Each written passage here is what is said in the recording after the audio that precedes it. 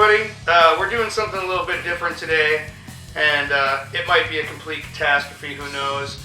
But we kind of want to give you a rundown of ice fishing gear because it's about that time of the season.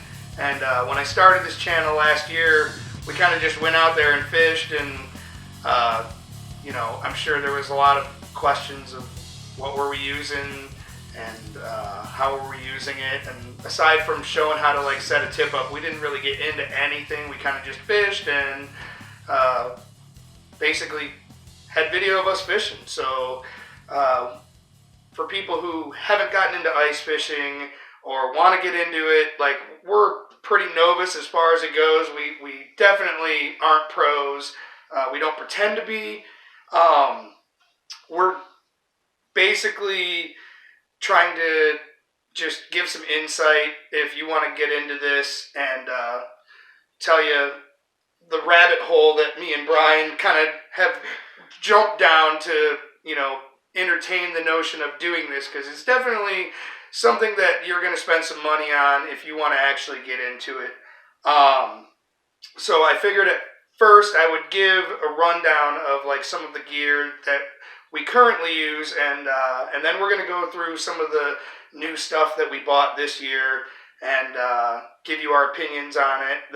And we haven't used the stuff yet. I mean, there's no ice here. We would have to drive about 5 hours north to actually use it, but we're hoping the next couple weeks we're going to be able to, use all the stuff for the first time that we bought. But in lieu of that, let's go through. I got a list here of different things, and we'll show some of the stuff that we were using so you actually know what the heck it is. First off, if you look behind Brian over here, that's the tent. It's a Eskimo Fatfish 949i insulated, and they make a non-insulated version.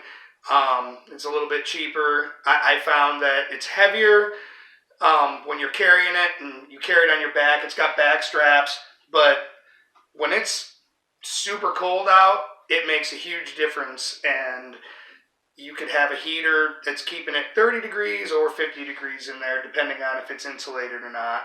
I got a chair that goes with it too. It's like a 3-legged chair. It's not the most comfortable one in the world. I'm probably going to get a padded seat for it. I'll show a picture of what that chair looks like here. And I use a Big Buddy propane heater to heat the tent, which especially if you're running out doing tip-ups and it's really cold, there's nothing better than going back and warming up, and you're able to stay out there all day and not freeze your what's off. If you look here, my ice suit is a Frableye 2. It's pretty cheap.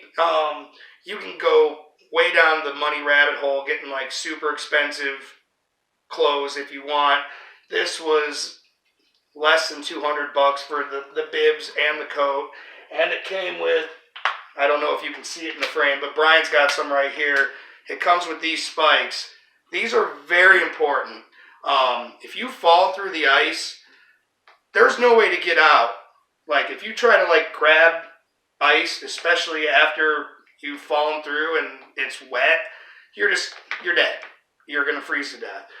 These have spikes on them, and you basically, if you fall into the ice, you dig these into the ice and you can pull yourself out and possibly live. So that's why Brian has those. I kind of mandated that he had to get some because I don't want to kill somebody or have somebody die while I'm fishing with them.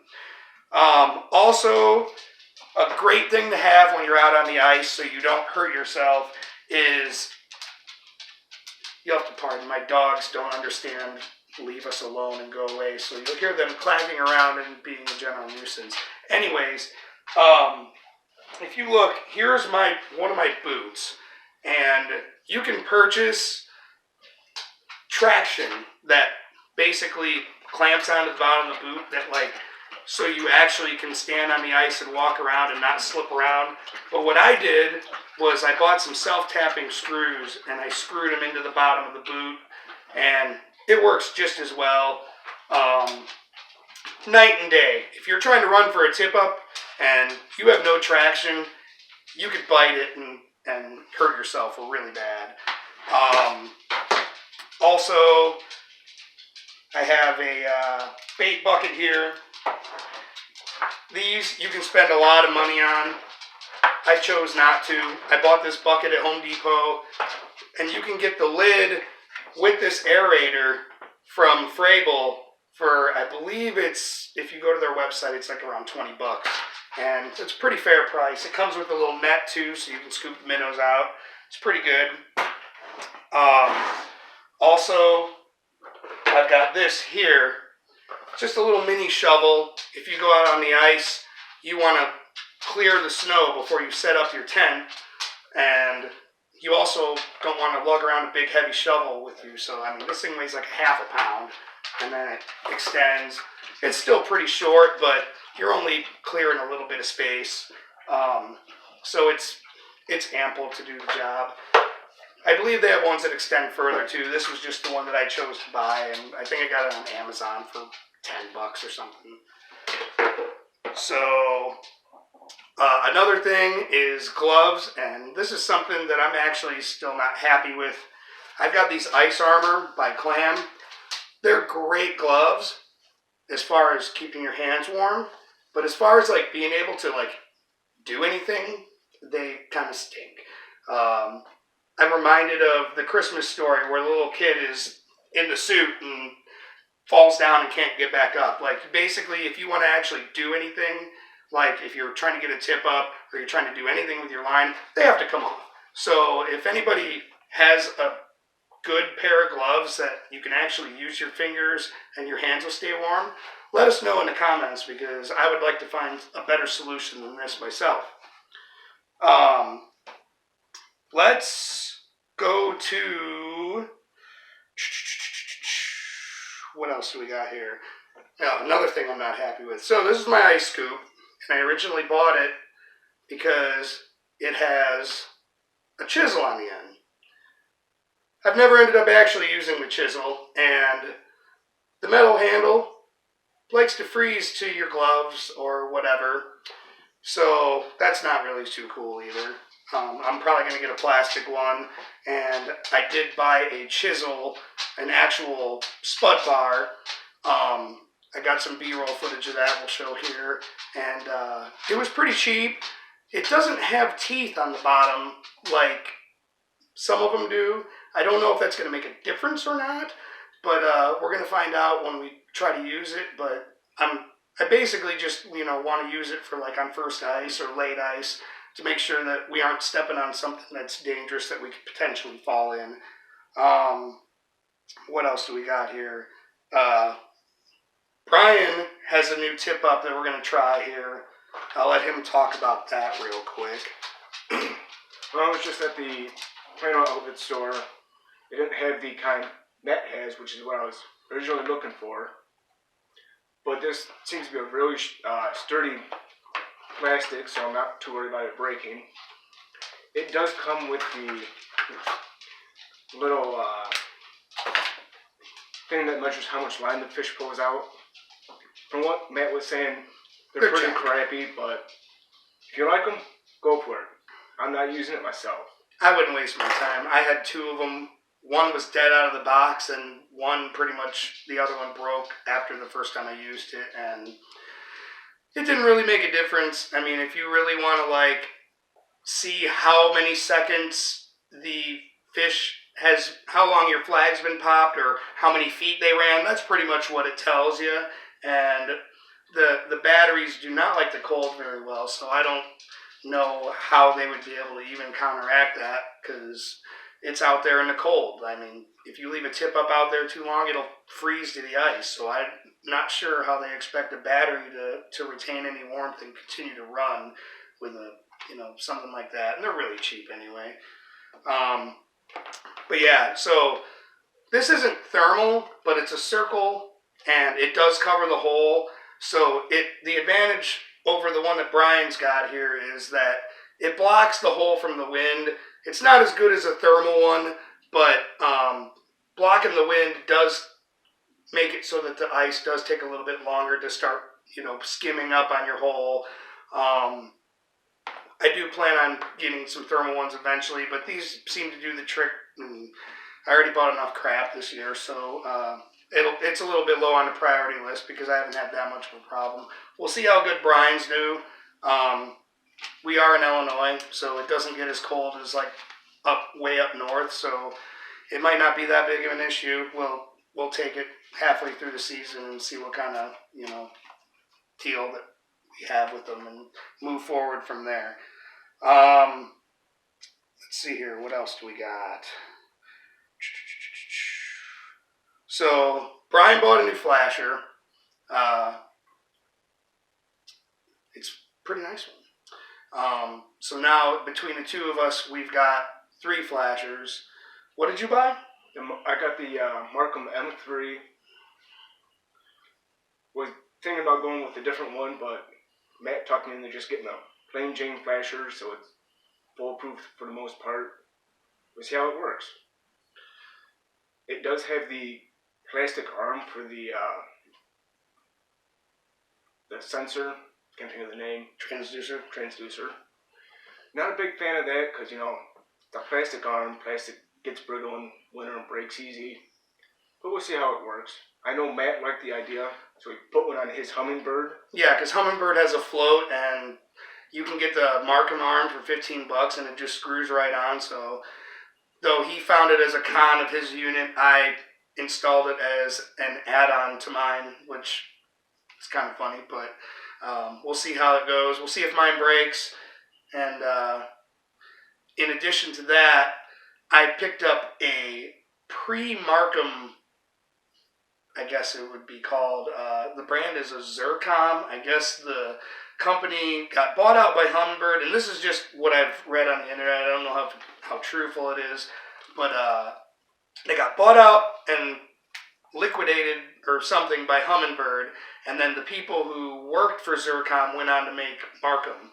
I found a guy who was selling one for $75 and didn't know if it worked. I took a chance, bought it off of eBay, and it works. So that'll be fun to try out when we go out and when we have Big John with us.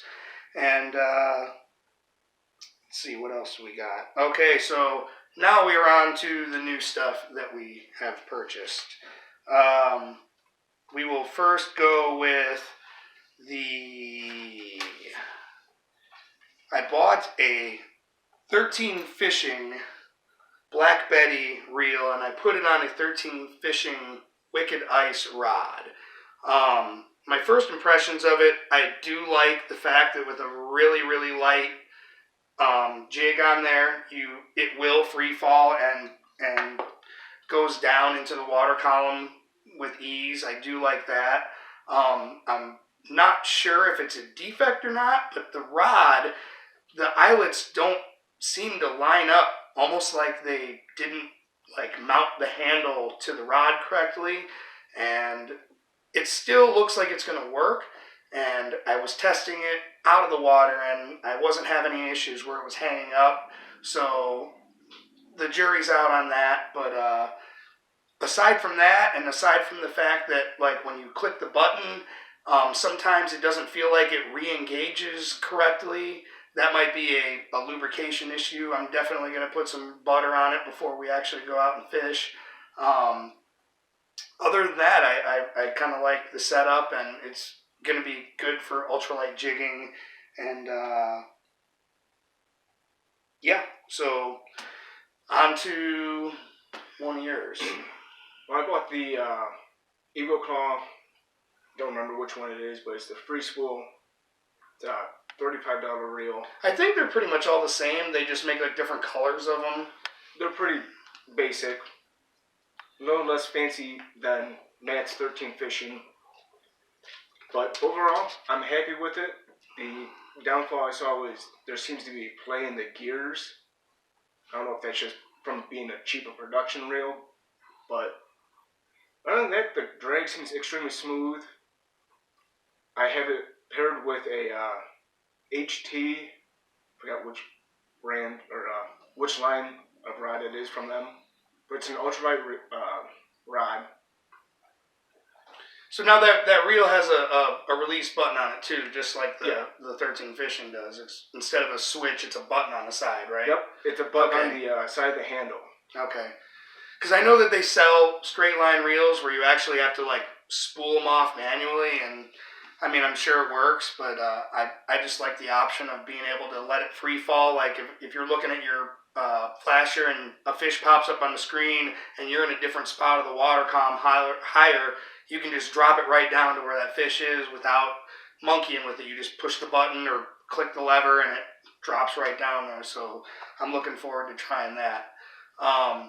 So with all the other rods that I had, basically I had purchased 2 rods and 2 reels, and I tried to get the 2 opposite ends of the spectrum that I was kind of missing from my collection. One was the ultralight, and then the other was the other end of the spectrum, which is pretty much like the toughest, thickest, beefiest like ice fishing rod that I could put together.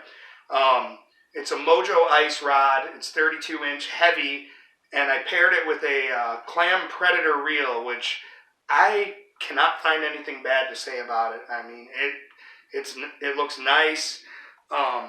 It feels sturdy, and I'm really looking forward to. Basically, I'm going to be using it to like dead stick minnows and like small suckers inside the shanty while I'm jigging, especially like when we go up north to Wisconsin where you can have 3 hooks in the water at the same time per angler. In Illinois it's only 2. I could be jigging and then dead sticking inside the tent and then have a tip up out and have 3 chances to be, 2 of those chances probably being bigger fish and then, jigging for small fish at the same time. So that's why I went with that rod. Well, I also bought the Mojo bass rod. It was the medium version, 32-inch, paired with a Fluger Monarch reel.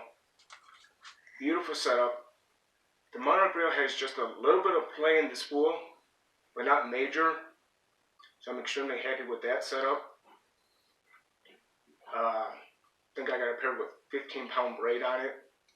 Should be interesting to see. I went with white braid instead of blue braid like what Matt has. So we'll see if it makes a difference come winter time. Seemed to make a difference during the summer season, but it is what it is. Yeah, I'm not really sure. I tried to find like clear because it seems like they're more finicky in the winter, but I've also found that like when you're fishing for pike, I mean, on my tip-ups, I have, if you look at this, I mean, that's black tip-up line on there, and I'll use a metal leader with a treble hook on it, and the pike just don't care. I mean, they just smash it. But I've been using Snells with smaller minnows on it if I'm trying to catch bass, because it seems like if you tie right to the black line, they see that and don't bite. But that's why on my heavy reel, I just went with the blue. I'm like, the chances of the pike seeing that and caring are probably not that big. I don't know, though. We'll find out. So you bought another rod, too, didn't you? Crazy bastard. Well, went to Farm and Fleet just looking for some line for this. Not to be mistaken with Fleet Farm, which we wish we had Fleet Farm, because Farm and Fleet sucks. Well, they had just put out their new ice rods and that. There was a 13 fishing rod, the Heatwave series. For $20, I figured why not. The rod seems extremely well made. The reel could be better. And it's just a 1 bearing with reel. The spool on it has a lot of play in it. That's the major downfall to it. What action is the rod? It's a medium action. It's a medium action, okay. But it has a actually relatively soft tip. But not bad for possibly using it as another straight line reel if needed. Now, didn't you buy some like up-bite indicators for that rod? Yeah, I bought some the spring bobbers. Spring bobbers. at Plano Molding. They were $10 for like 2 of them. A little pricey, I thought, but if you need them, you need them. Better to have them than not to. Yeah. So yeah, that pretty much sums up the new stuff that we bought. If anybody had any questions about our auger, or I should say my auger, he's got a hand auger. I have a clam plate, and I know that this is a huge thing. It's electric augers versus gas augers versus propane augers, and everybody has their opinions. Now, I don't fish as much as some of the people in Wisconsin do. I mean, those guys, some of them up there, I'm envious because they have cabins with TVs in them and they drive them right out on the lake and just like live out there basically. Unfortunately, that's not even legal in Illinois, so that's an echelon above what we're even legally allowed to do here. But basically, you know, for the amount of drilling that I do, I've had it 3 seasons now. I've had no problems with it. I use a DeWalt drill and a Strike Master Mora. It's an 8-inch. I just make sure to keep the blades dry, and I've had no problems with it. I did do a modification on the clam plate though, and I wish that they would do this from the factory, because when I first got it, I was having an issue where the lever that you pull to engage the button on the drill, you would let go and it wouldn't disengage the button on the drill, which when that drill needs to stop, it needs to stop because you're trying to drill a hole through the ice, and once you pop through, you want it to stop. So all I did was I went to Menards and I bought a spring and then like a little, I don't even know what you call it, a collar with like a little screw on it, and I put it on the handle of the actuator, and it works perfect, and now I never have an issue. So I guess the last thing that we could talk about, I kind of went a little bit further than Brian did as far as like getting stuff ready, is just some of the baits that we use. And I'm not, like I was saying earlier, I'm not a pro by any means, but if you look at the stuff that I got here, they're all just different kinds of jigging stuff. I've got a whole slew of these Rapalas. They're jigging wraps. I got a bunch of different sizes of those. I got a couple of these. I can't remember what these were called, but these are just very similar to the zip lures that John Gillespie was selling. He might even still be selling them. And then a bunch of different sizes of these Acme Castmasters. Some of them with tips, some of them without. I got one with a rattle.